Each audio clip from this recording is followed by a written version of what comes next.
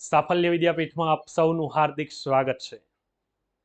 યુપીએસસીની તૈયારી કરતા વિદ્યાર્થી મિત્રો અને એમાં ગુજરાતના ઉમેદવારો હોય તો એ મોટા ભાગે ઓપ્શનલ વિષય તરીકે ગુજરાતી સાહિત્યને પસંદ કરતા હોય છે। તો વિદ્યાર્થી મિત્રો, હું ડૉક્ટર નયન બોગરા ગુજરાતી સાહિત્ય ઓપ્શનલ વિષયમાં 2 પેપરમાં 500 માર્ક્સનો સિલેબસ શું હોય છે તેની આજે આપ સૌ સમક્ષ વિગતે ચર્ચા કરવાનો છું। ચર્ચા કરતા પહેલા ગુજરાતી સાહિત્યની વાત કરવી છે તો ઉમાશંકર જોશીની કવિતાથી શરૂઆત કરીએ। ઉમાશંકર જોશી આખા સાહિત્યનો ઇતિહાસ એક જ કવિતામાં આપે છે અને લખે છે કે સદા સૌમ્ય શ્રી વૈભવે ઉભરાતી। માતૃભાષા કેવી છે તો કે સદા સૌમ્ય શ્રી વૈભવે ઉભરાતી, મળી માતૃભાષા મને ગુજરાતી। મળ્યા હેમ આશીષ નરસિંહ મીરા, થયા પ્રેમ ભટ્ટને અખો ભક્ત ધીરા। પૂજી નર્મદે કાંત ગોવર્ધને જે, સજી નાહનલે કલ્પના ભવ્ય તેજે। ધ્રુવા સત્ય સાથી અહિંસા સુહાતી, નમો ધન્ય ગાંધી ગીરા ગુજરાતી। મળી માતૃભાષા મને ગુજરાતી। વિદ્યાર્થી મિત્રો, યુપીએસસીની તૈયારી કરતા ગુજરાતના ઉમેદવારો મોટા ભાગે ઓપ્શનલ વિષય તરીકે ગુજરાતી સાહિત્યને પસંદ કરતા હોય છે, કેમ કે આ વિષય એ ગુજરાતના વિદ્યાર્થીઓ માટે સ્કોરિંગ વિષય છે અને ગુજરાતી ભાષામાં જ આ વિષય વિશે દરેક માર્ગદર્શક દ્વારા માર્ગદર્શન સાથે સાથે ગુજરાતી ભાષામાં ગુજરાતી ઉપલબ્ધ સાહિત્ય છે। એટલે આપણને આ વિષય વિશેનું મટીરિયલ બધું જ પ્રાપ્ત થાય છે અને આપણી માતૃભાષા પણ ગુજરાતી છે એ નાતે પણ મોટા ભાગના ઉમેદવારો ગુજરાતી સાહિત્ય વિષય પસંદ કરતા હોય છે। સરળ વિષય છે, આપણને અભ્યાસક્રમ છે તે સીમિત છે અને અભ્યાસક્રમ પ્રમાણે દરેક મુદ્દાઓ છે એ આપણને પ્રાપ્ત થઈ જાય છે, એટલા માટે આપણે ગુજરાતી સાહિત્ય ઓપ્શનલ તરીકે પસંદ કરીએ છીએ। આ ગુજરાતી સાહિત્ય પસંદ કરીએ છીએ તો એનો અભ્યાસક્રમ આ વિડીયોમાં આપણે વિગતે સમજવાના છીએ।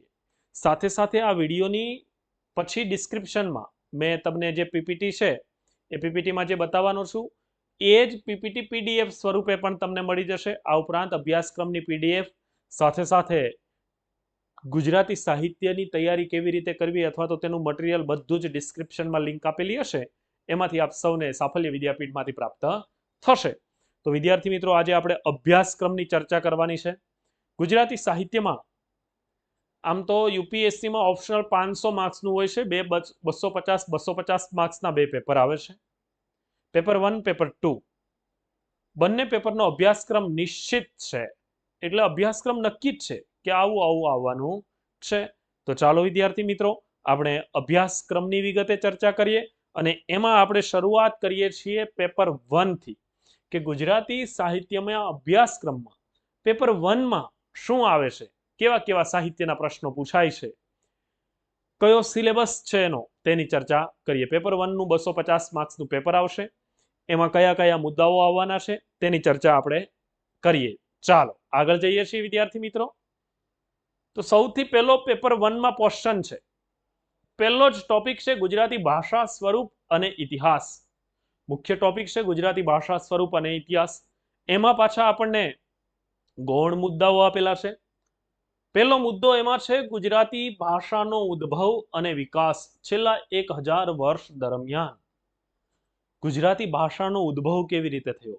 ગુજરાતી ભાષા છે એ સંસ્કૃતમાંથી અથવા તો ઇન્ડો યુરોપીય કુળમાંથી કેવી રીતે આપણે ત્યાં ઉતરી આવી છે, એ આખો આ પહેલો ક્વેશ્ચન છે। અહીંયા ત્યાર પછી આખો ગુજરાતી ભાષાનો 1000 વર્ષનો ઇતિહાસ ભણવાનો છે। જેમ કે ગુજરાતી ભાષાનો ઇતિહાસ આમ તો હેમચંદ્રાચાર્યથી ચાલુ કરીએ 11મી 12મી સદી, તો અત્યાર સુધીનો આ 1000 વર્ષનો ગુજરાતી ભાષાનો ઇતિહાસ છે।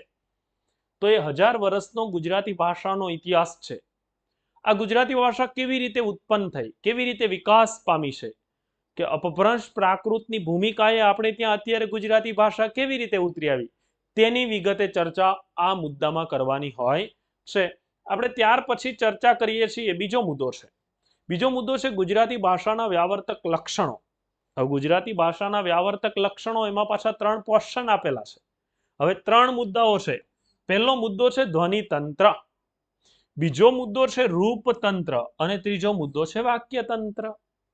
ધ્વનિતંત્ર એટલે શું? તો આ ધ્વનિતંત્ર એટલે કોઈ પણ ભાષા છે તે ધ્વનિની બનેલી હોય છે.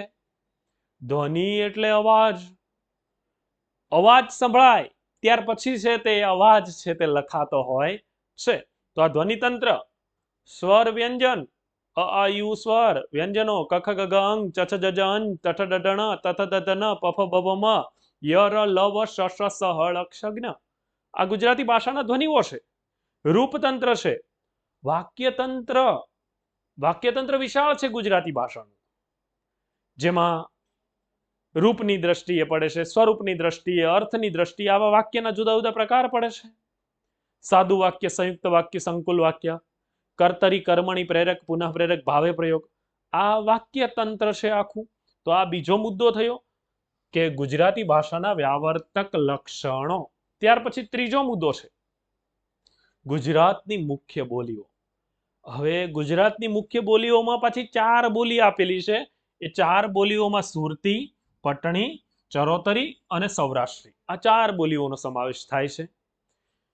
વિદ્યાર્થી મિત્રો, આ 4 બોલીઓ આમ તો ગુજરાતમાં મૂળે જોવા જઈએ તો 100 થી વધારે બોલીઓ ગુજરાતમાં બોલાય છે, પણ ગુજરાતી ભાષા છે એ આ 4 બોલીઓની બનેલી છે.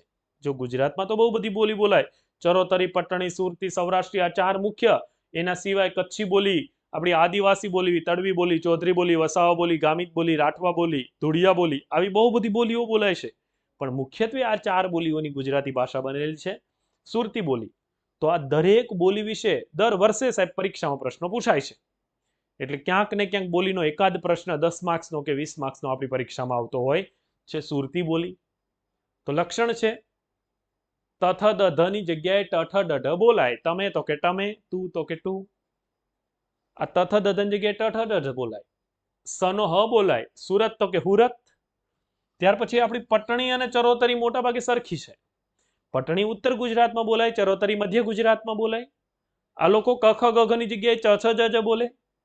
ક્યાં તો કે ચ્યો, કેમ તો કે ચમ, ખનો છ, ખેતર તો કે છેતર, ગયો તો કે જ્યો, ઘી તો કે જી. આ ક ખ ગ ઘ નો ચ છ જ જ એટલે કંઠ્ય સ્પર્શ વ્યંજનોના સ્થાને મૂર્ધન્ય સ્પર્શ વ્યંજનોનું મૂર્ધ્વીકરણ. ચરોતર ઉત્તર ગુજરાત. સૌરાષ્ટ્રી બોલી આપણે ત્યાં ચ, છ, સ, શ, શ, પાંચે 5 ના ઉચ્ચારણ અલગ અલગ છે, પણ સૌરાષ્ટ્રમાં મોટા ભાગે સ નું જ ઉચ્ચારણ થાય છે કે ચ, છ, સ, શ, શ. સૌરાષ્ટ્રમાં મોટા ભાગે સ જ બોલાય છે. આપણે કહીએ ચા તો કે સા, ચકલી તો કે સકલી, શું છે તો કે હું છે, ચૂંટણી તો કે સૂંટણી. એટલે આ સૌરાષ્ટ્રી બોલીની લાક્ષણિકતા છે. તો આવો સરસ આપણે આ પરીક્ષાનો આ બોલીવાળો ટોપિક છે. તો આ થયો મુદ્દો 1, ગુજરાતી ભાષા સ્વરૂપ, ગુજરાતી ભાષા સ્વરૂપ અને ઇતિહાસ. ત્યાર પછી આગળના મુદ્દા તરફ જઈએ અભ્યાસક્રમમાં. તો આગળનો મુદ્દો છે ગુજરાતી સાહિત્યનો ઇતિહાસ. જે મેં તમને હમણાં કહ્યું કે 1000 વર્ષનો જે ગુજરાતી ભાષાનો ઇતિહાસ છે, આ 1000 વર્ષનો ઇતિહાસ એ આખો ગુજરાતી સાહિત્યના આપણા અભ્યાસક્રમ તરીકે આપી દીધેલો છે. તો એમાં પાછું ગુજરાતી ભાષા આમ તો 1000 વર્ષનો ઇતિહાસ છે ને મુખ્યત્વે 2 યુગમાં વહેંચાયેલો. એ 2 યુગમાંથી પહેલો યુગ છે મધ્યકાળ, બીજો છે અર્વાચીન કાળ. તો એમાં પાછો પહેલો પેટા મુદ્દો છે મધ્યકાલીન ગુજરાતી સાહિત્ય. મધ્યકાળનો સમયગાળો છે 10મી 11મી, આમ તો 11મી 12મી સદી હેમચંદ્રાચાર્યથી ચાલુ થાય. તો સિદ્ધરાજ જયસિંહનો સમયગાળો એટલે હેમચંદ્રાચાર્યનો સમયગાળો. મધ્યકાળમાં આપણને પ્રમાણભૂત માહિતી એટલે કે જન્મ તારીખ સર્જકની મળે નહીં કે હેમચંદ્રાચાર્ય આ તારીખે જન્મ્યા હતા. એવું કહી શકીએ કે સિદ્ધરાજ જયસિંહના સમયગાળામાં એટલે કે 11મી 12મી સદીમાં હેમચંદ્રાચાર્ય થઈ ગયા. ત્યાંથી લઈને આપણા છેલ્લા સર્જક દયારામ મધ્યકાળના, આ દયારામ, આને કહેવાય મધ્યકાળ. તો આ મધ્યકાલીન ગુજરાતી સાહિત્ય છે. તો હેમચંદ્રાચાર્યથી દયારામ સુધીનો સમયગાળો એ મધ્યકાલીન ગુજરાતી સાહિત્ય. એમાં પાછો પેટા મુદ્દો આપેલો છે જૈન પરંપરા એટલે કે જૈન યુગ. હવે આ કયો યુગ? તો જૈન યુગ એટલે 11મી સદીથી 1450 સુધી, 11મી 12મી સદીથી 1450 સુધીનો સમયગાળો, એટલે આ જૈન જૈનેતર સાહિત્ય ત્યારે રચાયું. જૈન સર્જકો મોટા ભાગે, જેમ વાત કરીએ હેમચંદ્રાચાર્ય, સિદ્ધ્યમ શબ્દાનુશાસન, કાવ્યાનુશાસન, છંદોનુશાસન, અભિધાન, ચિંતામણી, દ્વયાશ્રય, ત્રિષષ્ટિ, શલાકા પુરુષ, યોગશાસ્ત્ર, વિતરાગ સ્તોત્ર, આ જૈન સર્જક હતા. ત્યાર પછી રાસકૃતિઓ રચાય. શાલિભદ્ર સૂરી, ભરતેશ્વર બાહુબલી રાસ લખે, નેમિનાથ ચરિત્ર, આવા ઘણા બધા પુસ્તકો લખાયેલા. એટલે જૈન ધર્મના સાહિત્યકારો દ્વારા મૂળે સાહિત્ય રચાયું, એટલે જૈન પરંપરા. ત્યાર પછી અહીંયા આ સમયગાળા દરમિયાન આપણે ત્યાં ભક્તિ પરંપરા, જેમાં સગુણ અને નિર્ગુણ બંને પ્રકારની ભક્તિ આવે, જેમાં નરસિંહ મહેતા, અખો, મીરાબાઈ આ બધા સર્જકો થયા. નરસિંહ મહેતા કવિતાઓ લખે, અને એમાં એક તો તમને બધાને ગાંધીજીનું પ્રિય એવું ભજન નરસિંહ મહેતાએ લખેલું છે, એ તમને ખબર છે. વૈષ્ણવ જન તો તેને કહીએ, પીડ પરાઈ જાણે રે, પર દુખે ઉપકાર કરે ને મન અભિમાન ન આણે રે, સકળ લોકમાં સૌને વંદે, નિંદા ન કરે કેની રે. આપ સૌને આવડે છે વિદ્યાર્થી મિત્રો? સાહિત્ય આવી સરસ રીતે ભણી શકાય. મજા કરતા કરતા, કથા વાર્તા કવિતા કરતા કરતા ખૂબ સાહિત્ય રસ પડે એવો વિષય છે. એટલે આવા સરસ રસથી આપણે આખું સાહિત્ય ભણવાનું છે. તો એ ભક્તિ પરંપરામાં સગુણ નિર્ગુણ, જેમાં નરસિંહ મહેતા આવે છે, તો એક બાજુ જ્ઞાન માર્ગની ટોચ પર બેસેલો અખો આવે છે. આંધળો સસરો સરગંટ વહુ, કથા સુણવા ચાલ્યા સૌ, કહ્યું કાંઈ કશું, કહ્યું કાંઈ સાંભળ્યું કશું, આંખનું કાજળ ગાલે ઘસ્યું, ઊંડો કુવન ફાટી બોક, શીખ્યું સાંભળ્યું સર્વે ફોક. આ જ્ઞાન માર્ગની ટોચે બેઠેલો અખો. તો આપણે ત્યાં પ્રેમ લક્ષણા ભક્તિવાળા મીરાબાઈ આવે છે કે પ્રેમની પ્રેમની પ્રેમની રે, મને વાગી કટારી પ્રેમની રે. તો અહીંયા ભક્તિ પરંપરા સગુણ નિર્ગુણ આવે છે, જ્ઞાન માર્ગ. ત્યાર પછી બિન સાંપ્રદાયિક લૌકિક પરંપરા, આપણે ત્યાં સાહિત્ય રચાયેલું છે આ સમયગાળા દરમિયાન. તો આ મધ્યકાલીન સાહિત્યમાં આ ત્રણ મુદ્દાઓ આવેલા છે: જૈન પરંપરા, ભક્તિ પરંપરા, બિન સાંપ્રદાયિક લૌકિક પરંપરા. આગળ જઈએ એનાથી, તો આગળ શું છે? આ પેપર 1 માં વિભાગ એ છે. હજુ પેપર 1 માં વિભાગ એ. હવે અહીંયા અર્વાચીન ગુજરાતી સાહિત્ય, જેવી રીતે સાહેબ મધ્યકાળ આપણે જોયું, એવી રીતે અર્વાચીન ગુજરાતી સાહિત્ય. અર્વાચીન ગુજરાતી સાહિત્ય છે એ જુદા જુદા 6 યુગમાં વહેંચાયેલું છે. જેટલા 6 યુગમાં વહેંચાયેલું છે અર્વાચીન ગુજરાતી સાહિત્ય. એમાં અહીંયા પહેલો મુદ્દો છે સુધારક યુગ, બીજો છે પંડિત યુગ, ત્રીજો છે ગાંધી યુગ, ચોથો છે અનુગાંધી યુગ, પાંચમો છે આધુનિક યુગ, અને હવે છઠ્ઠો એડ થઈ ગયો છે.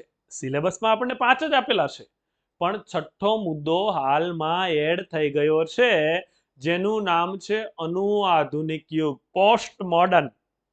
અનુઆધુનિક યુગ છઠ્ઠો એડ થઈ ગયેલો છે. અહીંયા સિલેબસમાં નથી, પણ સાહિત્યના પ્રવાહમાં એ છઠ્ઠો મુદ્દો, જે છઠ્ઠો યુગ આપણે જેને કહીએ અનુઆધુનિક યુગ, અત્યારે ચાલુ છે, 1985 થી ચાલુ થઈ ગયું. તો અર્વાચીન ગુજરાતી સાહિત્ય, મધ્યકાળ પૂરું થયું. પહેલો મુદ્દો મધ્યકાલીન ગુજરાતી સાહિત્ય, હવે અર્વાચીન ગુજરાતી સાહિત્ય. મધ્યકાળનો સમયગાળો, મધ્યકાળના છેલ્લા સર્જક દયારામ. 1852-53માં દયારામનું મૃત્યુ થયું. એટલે આપણે એવી સીમારેખા બાંધી કે 1850 થી ઉપરનો મધ્યકાળ અને નીચેનો અર્વાચીન કાળ. તો 1850 થી નીચે આવીએ એટલે અર્વાચીન કાળ ચાલુ થાય. 1850 થી આજ સુધી, જેમાં પહેલો સુધારક યુગ, 1850 થી 1885 સુધીનો સમયગાળો સુધારક યુગ, જેને બીજું નર્મદ દલપતિ યુગ તરીકે પણ ઓળખીએ છીએ. ત્યાર પછી છે પંડિત યુગ.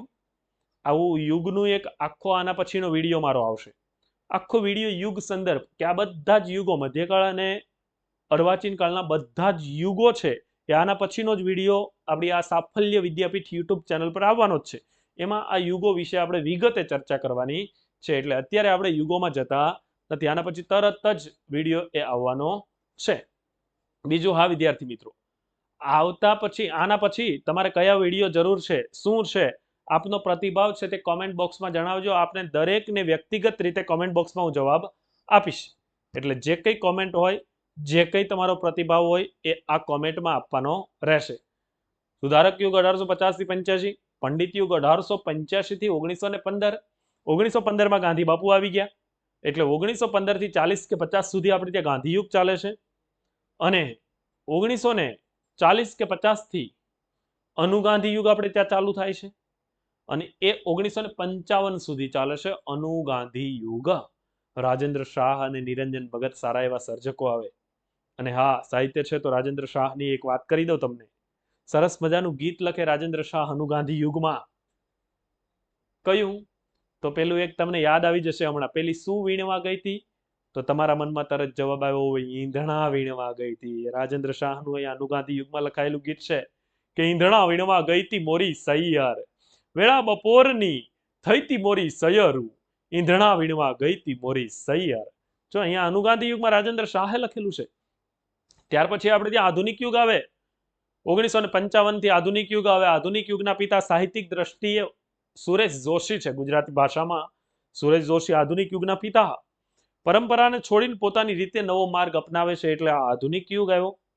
એ આપણા આ અભ્યાસક્રમનો મુદ્દો છે પેપર 1 માં વિભાગ એમાં. તો આ અર્વાચીન ગુજરાતી સાહિત્ય અનુગાંધી યુગ હજુ છે આપણા અભ્યાસક્રમમાં, અત્યારે આપેલો નથી પણ આપણને પરીક્ષામાં વિદ્યાર્થી મિત્રો પૂછાય.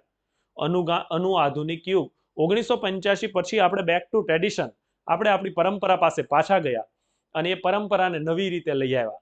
ત્યાર પછી આ અનુ આધુનિક યુગમાં ગ્રામ્ય ચેતના, નગર ચેતના, દલિત ચેતના, નારી ચેતના, આ ઉપરાંત આપણે ત્યાં ડાયસ્પોરિક સાહિત્ય પણ આ યુગમાં રચાયેલું છે. અનુ આધુનિક યુગ એટલે 1985 થી આજ સુધીનો સમયગાળો. તો આ યાદ રાખજો, અર્વાચીન ગુજરાતી સાહિત્ય. હવે આગળ જઈએ, ત્યાર પછીના મુદ્દા તરફ આપણે આગળ વધીએ છીએ. તો અર્વાચીન ગુજરાતી સાહિત્ય પછી વિદ્યાર્થી મિત્રો સાહિત્ય સ્વરૂપો આવે છે. કેટલાક સાહિત્ય સ્વરૂપો. જો મુદ્દો છે આપણો સાહિત્ય સ્વરૂપો, જેમાં વ્યાવર્તક લક્ષણો, ઇતિહાસ અને વિકાસ ક્રમ. સાહિત્ય સ્વરૂપો, વ્યાવર્તક લક્ષણો, ઇતિહાસ અને વિકાસ ક્રમ. કે ગુજરાતી ભાષા કેવા કેવા સાહિત્ય સ્વરૂપોમાં એટલે કેવા સાહિત્યિક ફોર્મમાં લખાયેલું છે. જેમ કે તમે નિબંધ તો એ એક સાહિત્યનું સ્વરૂપ છે. નવલકથા તો એ એક સાહિત્યનું સ્વરૂપ છે. તો જુઓ કેવા સાહિત્ય સ્વરૂપ છે. પહેલા તમને સાહિત્ય સ્વરૂપ કોને કહેવાય? જેમ કે આપણે ત્યાં પ્રાચીન મધ્યકાળમાં રાસ, ફાગુ, પ્રબંધ આ સાહિત્ય સ્વરૂપોમાં કામ થયું. જો કેવા પ્રાચીન મધ્યકાળ 10મી 11મી થી 15મી સદી, હજુ પ્રોપર આપણે બોલીએ લખીએ ને સમજીએ એવી ગુજરાતી નથી ત્યારે રાસ, ફાગુ, પ્રબંધ, ચચરી, વિવાહલુ, બારમાસી, લોકકથા આ સાહિત્ય સ્વરૂપ. પછી નરસિંહ થી દયારામ આવ્યા તો એમાં પદ, પ્રભાતિયા, ગરબા, ગરબી, છપ્પા, ચાપખા, કાફી, ભવાઈ, લોકકથા, આખ્યાન આ સાહિત્ય સ્વરૂપ. અર્વાચીન કાળમાં આવીએ તો અર્વાચીન કાળમાં ગદ્ય નવી રીતે આવ્યું અને પદ્ય છે નવી રીતે આવ્યું, ગદ્ય નવું એડ થયું. પદ્યમાં અર્વાચીન કવિતા, જેમાં ગીત, ગઝલ, સોનેટ, કરુણ પ્રશસ્તિ, હાઈકુ, મુક્તક ને ખંડકાવ્ય. ગદ્યમાં નવલકથા, નિબંધ, નાટક, ટૂંકી વાર્તા, એકાંકી, આત્મકથા, જીવનકથા, રેખાચિત્ર, પ્રવાસ નિબંધ, લલિત નિબંધ આ સાહિત્ય સ્વરૂપ આવે છે. તો આ સાહિત્ય સ્વરૂપ, સાહિત્યના ફોર્મ, સાહિત્યના માળખા. તો એ સાહિત્ય સ્વરૂપના આપણે વ્યાવર્તક લક્ષણો છે, એનો ઇતિહાસ છે અને એનો વિકાસ ક્રમ. આ આપણા સાહિત્ય સ્વરૂપો છે એ મુદ્દો છે. પેપર 1 માં વિભાગ બી છે. હવે જેમાં પહેલા તો મધ્યકાલીન ગુજરાતી સાહિત્ય સ્વરૂપો. તો મધ્યકાળમાં કેવા કેવા પ્રકારનું સાહિત્ય લખાયેલું છે? તો એમાં પહેલો જ સાહિત્ય સ્વરૂપ આપેલું છે રાસ. રાસ શેમાં લખાય છે? ક્યાંથી આવેલું છે? તો સૌપ્રથમ રાસ આપણને આમ તો ભરતેશ્વર બાહુબલી રાસ 1185 માં મળે છે શાલિભદ્ર સુરી પાસેથી, પણ સંશોધન પ્રમાણે ઘણા બધા વિદ્વાનોનું એવું માનવું છે કે પહેલી રાસકૃતિ ભરતેશ્વર બાહુબલી ઘોર 1169 માં રચાયેલી છે. તો આ ભરતેશ્વર બાહુબલી ઘોર વજ્રસેન સુરી પાસેથી મળે. તો એનો આખો ઇતિહાસ જોવાનો. એનું લક્ષણ શું છે? રાસ છે તે ઠવણીમાં વહેંચાયેલો હોય. તો આવું જોવું પડે રાસ વિશે. બીજું સાહિત્ય સ્વરૂપ આખ્યાન. આખ્યાન આમ તો આપણે ત્યાં શરૂઆત નરસિંહ મહેતાએ કરી સુદામા ચરિત આખ્યાનથી. આખ્યાન કડવામાં વહેંચાયેલું હોય. કડવું 3 ભાગમાં વહેંચાયેલું હોય. મુખબંધ, ઢાળ અને ત્રીજો મુદ્દો વલણ કે ઉથલો.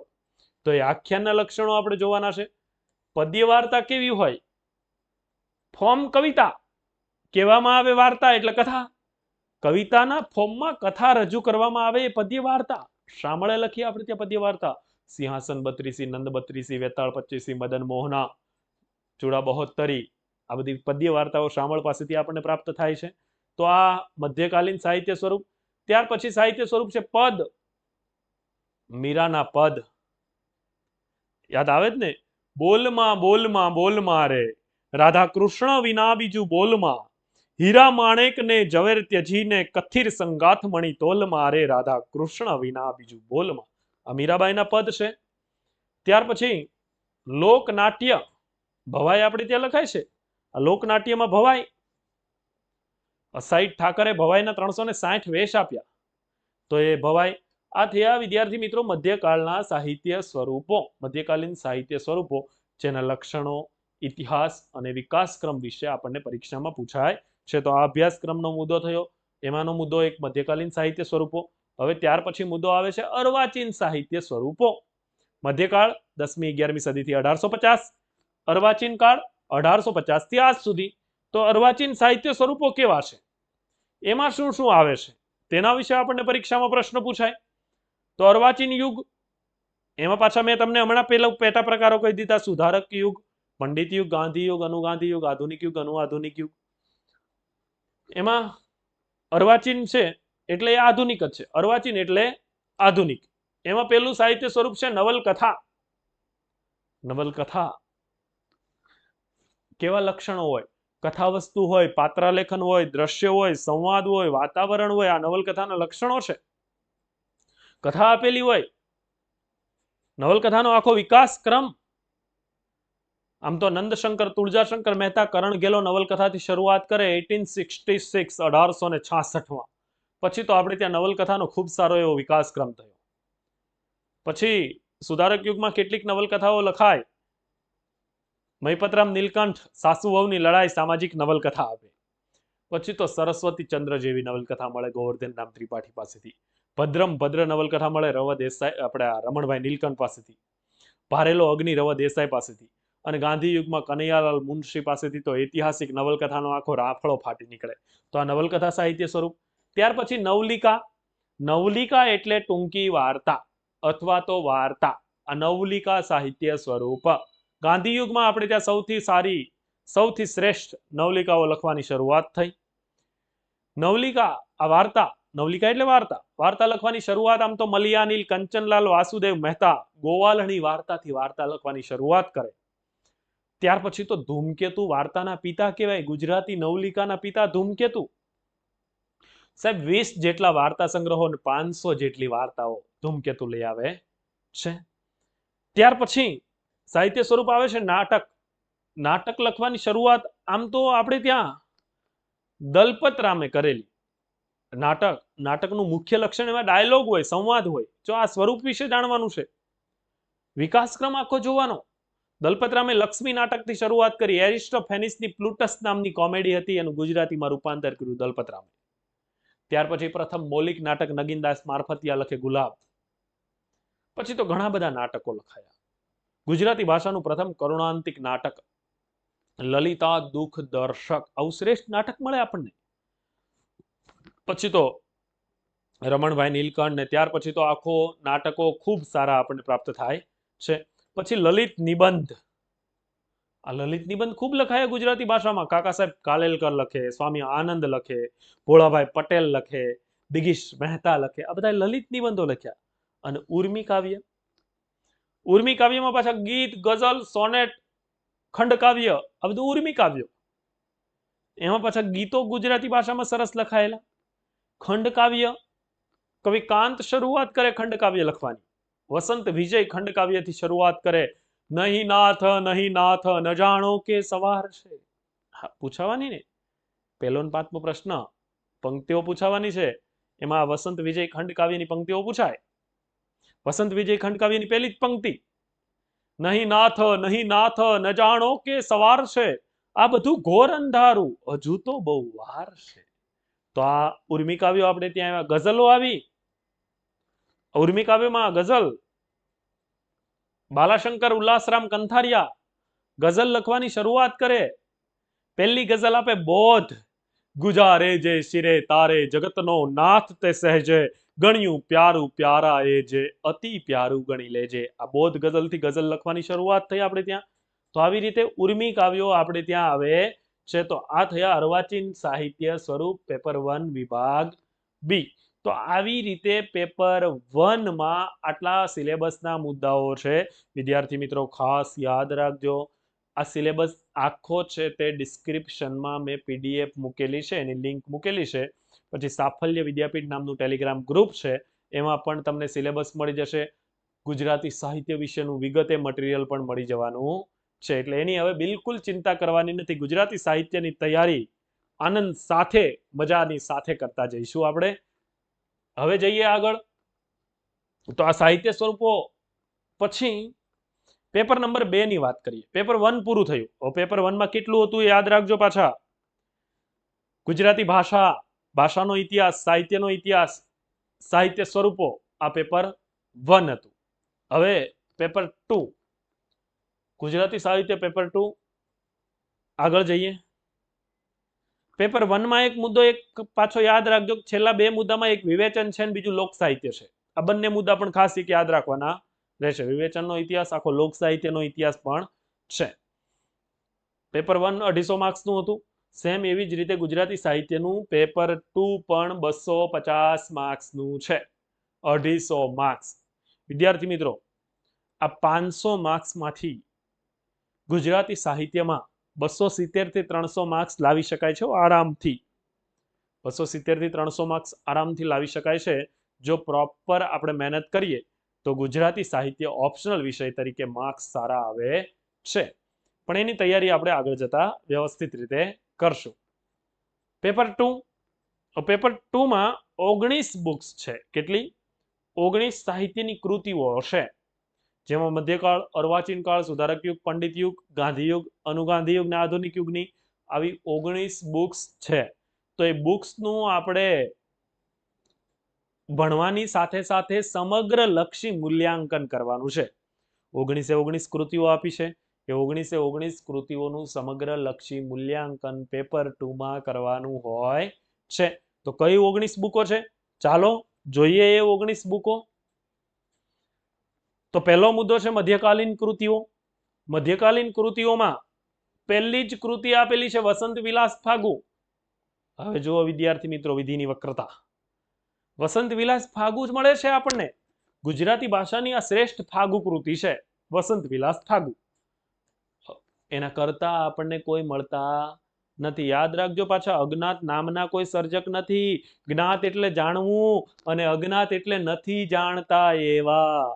તો વસંત વિલાસ ફાગુના કરતા કોઈ મળતા નથી, એટલે અજ્ઞાત કર્તૃક ગણવામાં આવે છે. ગુજરાતી ભાષાની શ્રેષ્ઠ ફાગુ કૃતિ છે વસંત વિલાસ ફાગુ. ફાગુ કૃતિનો મુખ્ય રસ શૃંગાર હોય છે. મુખ્ય રસ હોય છે શૃંગાર. ફાગણ માસ ઉપરથી, આમ તો ફાગ શબ્દ ઉપરથી ફાગુ, ફગુઆ, ફગઆ, પછી ફાગુ શબ્દ બને છે. વિપ્રલંબ શૃંગાર અને સંભોગ શૃંગાર આ વસંત વિલાસ ફાગુમાં હોય છે. ફાગુ કૃતિ એ ગુજરાતી પ્રાચીન મધ્યકાળનું સારું એવું સાહિત્ય સ્વરૂપ છે. ગુજરાતી ભાષાની આમ તો પહેલી ફાગુ કૃતિ તો શ્રી સ્થુલીભદ્ર ફાગુ છે, ચીન પદ્મસુરી આપેલી છે. પણ આપણને પરીક્ષાના સિલેબસમાં યુપીએસસી ઓપ્શનલ ગુજરાતી લિટરેચરમાં વસંત વિલાસ ફાગુ કૃતિ છે. બહુ નાનકડી બુક છે, સરસ રીતે આખી ફાગુ કૃતિ થઈ જાય એમ છે. ત્યાર પછી બીજી કૃતિ છે કાદંબરી, જેના સર્જક છે ભાલણ. હવે વિદ્યાર્થી મિત્રો યાદ રાખજો, પેલી ફાગુ કૃતિ છે આ કાદંબરી, એ તો અનુવાદ છે, ટ્રાન્સલેશન થયેલું છે ગુજરાતીમાં. મૂળ તો હર્ષવર્ધનના સમયમાં થઈ ગયેલા સંસ્કૃત સર્જક બાણ ભટ્ટની કૃતિ છે કાદંબરી. આ કાદંબરીનો ગુજરાતીમાં અનુવાદ કરનાર વ્યક્તિ હતા ભાલણ. સંસ્કૃતની ગદ્ય કૃતિ કાદંબરી, એ કાદંબરી કૃતિનો સૌપ્રથમ ગુજરાતીમાં અનુવાદ ભાલણે કર્યો હતો, અને એ ભાલણ પાસેથી આ કાદંબરી મળે છે. એ આપણા યુપીએસસીના સિલેબસમાં છે. ત્યાર પછી ગુજરાતી ભાષામાં શ્રેષ્ઠ એક આખ્યાન છે સુદામા ચરિત્ર, પ્રેમાનંદ પાસેથી મળે. જો હવે ગુજરાતી ભાષામાં તકલીફ, મધ્યકાળમાં એવું તકલીફ છે કે એક જ નામની કૃતિઓ અનેક સર્જકો પાસેથી મળે. જેમ કે નરસિંહ મહેતાએ હારમાળા, હુંડી, મામેરું, શ્રાદ્ધ, વિવાહ લખેલું છે. એ કૃતિઓ એમના પછી ઘણા બધા સર્જકોએ એ જ નામની કૃતિઓ રચેલી છે ને મળે છે આપણને.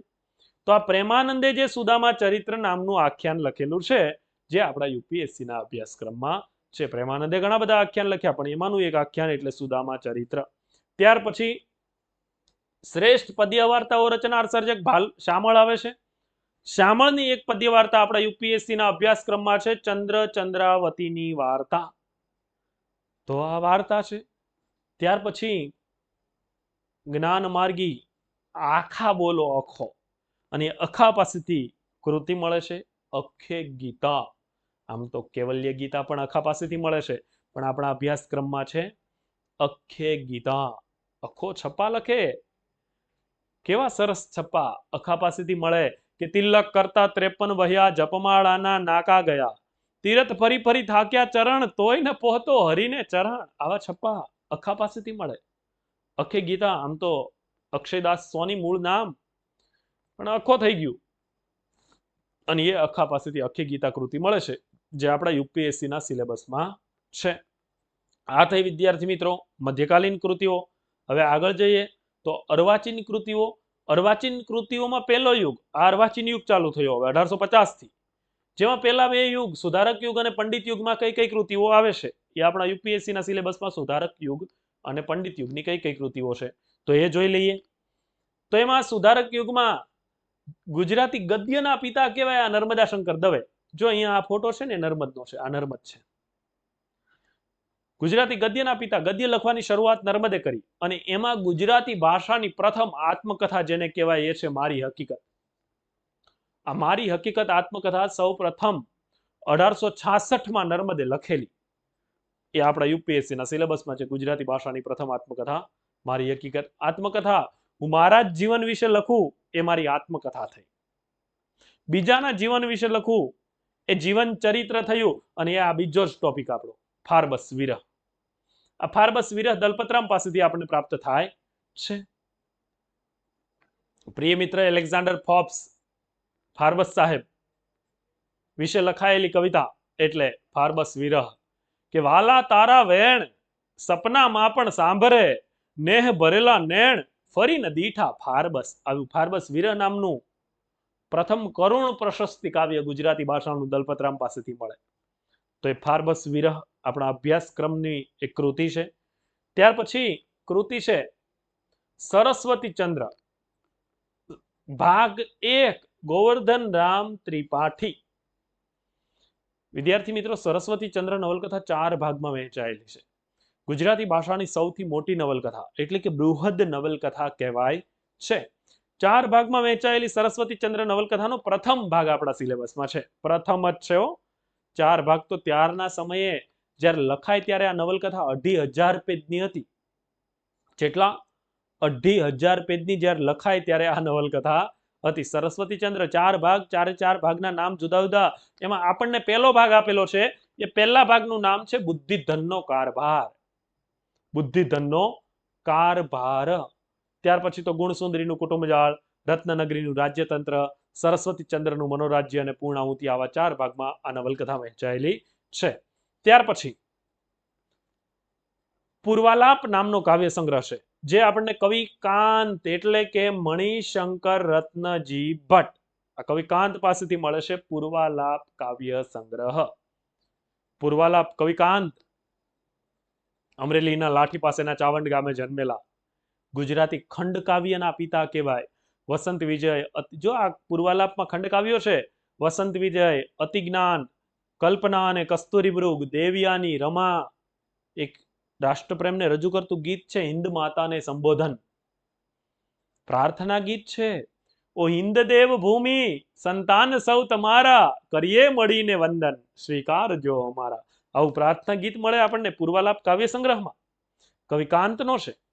ત્યાર પછી નાટક મળે રમણભાઈ નીલકંઠનું રાયનો પર્વત. રાયનો પર્વત રમણભાઈ નીલકંઠનું નાટક છે. આમ તો રમણભાઈ નીલકંઠે ગુજરાતી ભાષાની પ્રથમ હાસ્ય નવલકથા પણ લખેલી છે, ભદ્રમ ભદ્ર. પણ આપણા અભ્યાસક્રમમાં રાયનો પર્વત રમણભાઈ નીલકંઠનું નાટક છે. તો આ થયું વિદ્યાર્થી મિત્રો સુધારક યુગ અને પંડિત યુગની કૃતિઓ. ત્યાર પછી આગળ જઈએ તો સુધારક યુગ પંડિત યુગ પછી આવે છે આપણે ત્યાં ગાંધી યુગ અને અનુગાંધી યુગ. તો ગાંધી યુગ તથા અનુગાંધી યુગની કઈ કઈ કૃતિઓ છે આપણા અભ્યાસક્રમમાં? તો ગાંધી યુગ હોય એટલે ગાંધીજીનું નામ છે, આ યુગ સાથે જોડાયેલું છે. ગાંધીજી પોતે સર્જક હતા. ગાંધી યુગના સર્જકો છે ને બધા ધુરંધર બેટ્સમેનો, સદીઓ મારે સાહેબ, 100 200 પુસ્તકો લખી નાખે ગાંધી યુગના સર્જકો, બહુ લખ્યું ગાંધી યુગમાં, ખૂબ સાહિત્યનું ખેડાણ આપણે ત્યાં થયેલું છે. તો ગાંધી યુગના ગાંધીજીની પહેલી જ કૃતિ છે હિન્દ સ્વરાજ, જેના સર્જક છે ગાંધીજી, એટલે કે મોહનદાસ કરમચંદ ગાંધી. હિન્દ સ્વરાજ, ગાંધીજીએ ઘણું બધું સાહિત્ય લખેલું આપણે ત્યાં. જ્યાં બેઠા હોય ત્યાં ગાંધીજી લખવાનું ચાલુ કરી દે. જેલમાં બેઠા બેઠા ઘણા બધા પુસ્તકો આપણને ગાંધીજી પાસેથી પ્રાપ્ત થાય છે. દક્ષિણ આફ્રિકાના સત્યાગ્રહનો ઇતિહાસ, શ્રેષ્ઠ આત્મકથા આપી, સત્યના પ્રયોગો, પછી તો ઘણા બધા પુસ્તકો ગાંધીજીએ લખી આપ્યા છે. ત્યાર પછી આપણે ત્યાં ઐતિહાસિક નવલકથાનો રાફડો જેમની પાસેથી ફાટી નીકળે છે, એવી એક ઐતિહાસિક નવલકથા પાટણની પ્રભુતા. આ કનૈયાલાલ મુનશીની પાટણની પ્રભુતા એ નવલકથા છે. આમ તો જય સોમનાથ, પાટણની પ્રભુતા, ગુજરાતનો નાથ, પૃથ્વી વલ્લભ, આવી અનેક નવલકથાઓ આપણા અભ્યાસક્રમમાં. પાટણની પ્રભુતા, કનૈયાલાલ માણેકલાલ મુનશી સાહિત્યકારની સાથે સાથે રાજકીય ક્ષેત્રે ખૂબ ઊંચું ને મોટું નામ. ભારતના અન્નપ્રધાન, ઉત્તર પ્રદેશ રાજ્યના રાજ્યપાલ, આ ઉપરાંત ઉત્તર પ્રદેશના રાજ્યપાલ, પછી હૈદરાબાદના નિજામને સરકાર સાથે સંધિ કરાવવાનું કામ કરેલું કમા મુનશીએ. બંધારણ સભાના સભ્ય હતા મુનશી. એની સાથે સાથે ખૂબ સાહિત્યનું સર્જન પણ કરેલું છે, એમાંની પાટણની પ્રભુતા. પછી આ વિવેચનનું પુસ્તક કાવ્યની શક્તિ, રામનારાયણ વિશ્વનાથ પાઠક, રાવી પાઠકનું પુસ્તક છે કાવ્યની શક્તિ. ત્યાર પછી જેને આપણે કસુમલ રંગના ગાયક તરીકે ઓળખીએ છીએ એવા ઝવેરચંદ કાળીદાસ મેઘાણીની આમ તો ખૂબ જાણીતી ને ખૂબ સારી કૃતિ સૌરાષ્ટ્રની રસધાર. અને એ 4 ભાગમાંથી એક જ ભાગ આપણા અભ્યાસક્રમમાં છે. સૌરાષ્ટ્રની રસધાર ભાગ 1, ઝવેરચંદ કાળીદાસ મેઘાણી. સૌરાષ્ટ્રની રસધાર નવલકથા છે, સોરી, સૌરાષ્ટ્રની રસધાર લોક સાહિત્યનું પુસ્તક છે. અને એ પુસ્તકનો પહેલો ભાગ, આ સૌરાષ્ટ્રની રસધાર પુસ્તકનો પહેલો ભાગ આપણે ભણવાનો છે. લોક સાહિત્યનું પુસ્તક છે, યાદ રાખજો. આ કસુંબલ રંગનો ગાયક, અષાઢી સાંજના અંબર ગાજે. આમ તો અત્યારે અષાઢ મહિનો જ ચાલે છે. અંબરે ગાજે ને મેઘાડંબરે ગાજે, અષાઢી સાંજના અંબરે ગાજે. માતેલ મોરલાના ટહુકા બોલે ને ધીરી ઢેલણ ડોલે, અષાઢી સાંજના અંબરે ગાજે. ત્યાર પછી પન્નાલાલ પટેલ, માનવીની ભવાઈ નામની નવલકથા લખે પન્નાલાલ પટેલ. આ માનવીની ભવાઈ નવલકથા માટે પન્નાલાલ પટેલને ભારતીય જ્ઞાનપીઠ પુરસ્કાર મળેલો છે 1985માં. ખૂબ સરસ નવલકથા.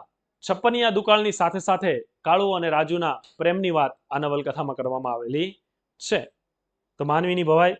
ત્યાર પછી બીજો ભારતીય જ્ઞાનપીઠ પુરસ્કાર, આમ તો ગુજરાતી સાહિત્યનો ત્રીજો, રાજેન્દ્ર કેશવલાલ શાહ ધ્વનિ કાવ્ય સંગ્રહ માટે જ એમને આ જ્ઞાનપીઠ પુરસ્કાર મળ્યો છે. રાજેન્દ્ર શાહ નો ધ્વનિ કાવ્ય સંગ્રહ. સરસ ગીતો રાજેન્દ્ર શાહે લખ્યા, પ્રકૃતિને કેન્દ્રમાં રાખીને ગીતો રાજેન્દ્ર શાહ પાસેથી મળે. પીળી છે પાંદડી ને કાળો છે બાજરો, મેં તો દીઠો રાધાન સંગ ખેલન તો શાવરો. આવા સરસ ગીતો લખ્યા છે રાજેન્દ્ર શાહનો ધ્વનિ કાવ્ય સંગ્રહ. હવે અનુગાંધી યુગથી આધુનિક યુગ તરફ આપણે આગળ જઈએ તો આધુનિક યુગની કેવી કૃતિઓ છે એ આપણે જોઈ લઈએ છીએ.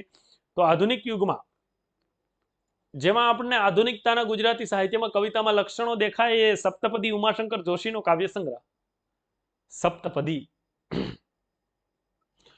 મળતા મળી ગઈ મોંઘેરી ગુજરાત, ગુજરાત મોરી મોરી રે, ભારતની ભૌમમાં ઝાઝેરી ગુજરાત, ગુજરાત મોરી મોરી રે. આ કવિતા ઉમાશંકરની છે, સપ્તપદી કાવ્ય સંગ્રહ.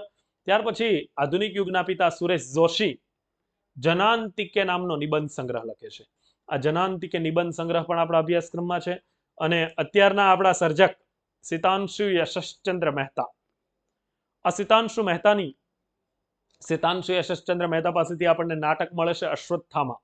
આ અશ્વત્થામા નાટક પણ આપણા અભ્યાસક્રમમાં છે. આમ તો સિતાંશુ યશશ્ચંદ્ર પાસેથી જટાયુ, વખાર અને ઓડિસિયસનું અલેસુ જેવા કાવ્ય સંગ્રહો, બીજા અન્ય અનેક નાટકો મળે છે. આવી રીતે વિદ્યાર્થી મિત્રો આ 19 કૃતિઓ આપણા યુપીએસસીના ઓપ્શનલ ગુજરાતી લિટરેચરના પેપર 2 ના અભ્યાસક્રમમાં છે. સૌથી પહેલા તો વિદ્યાર્થી મિત્રો આ કૃતિઓ છે ને એ વ્યવસ્થિત રીતે એક વખત વાંચી લેવી જોઈએ, એનું વાંચન કરવું જોઈએ. તો એ કૃતિની અંદર શું છે, એ સર્જક છે એ કોને કેન્દ્રમાં રાખીને લખે છે, કયા સાહિત્ય સ્વરૂપની કૃતિઓ છે, આ બધું આપણને ખ્યાલ આવશે. તો આ થયો યુપીએસસી ઓપ્શનલ ગુજરાતી લિટરેચરનો સિલેબસ. વિશેષ માહિતી માટે વિદ્યાર્થી મિત્રો હવે આપણે રેગ્યુલર મળતા રહીશું સાફલ્ય વિદ્યાપીઠમાં. જો વિશેષ માહિતી આપને જોઈતી હોય તો સાફલ્ય વિદ્યાપીઠનો આપ કોન્ટેક્ટ કરી શકો છો, ટેલિગ્રામ ગ્રુપમાં જોઈન થઈ શકો છો, ઇન્સ્ટાગ્રામ ફેસબુકમાં પણ આપ જોઈન થઈ શકો છો. આ લેક્ચરની નીચે એ બધી જ લિંક આપેલી છે. તો વિદ્યાર્થી મિત્રો આવી રીતે આપણે સાફલ્ય વિદ્યાપીઠના માધ્યમથી ગુજરાતી સાહિત્ય હવે તૈયાર કરવો ખૂબ આસાન થઈ જશે. તમારા સૌના માટે ગુજરાતી સાહિત્ય ઓપ્શનલ વિષય ખૂબ આસાન થઈ જશે, સરળ વિષય છે. અને આ ગુજરાતી સાહિત્ય વિષય આવી સરળ રીતે કથાના ઢબમાં પરીક્ષાલક્ષી શિક્ષણ તમે પ્રાપ્ત કરી શકો છો.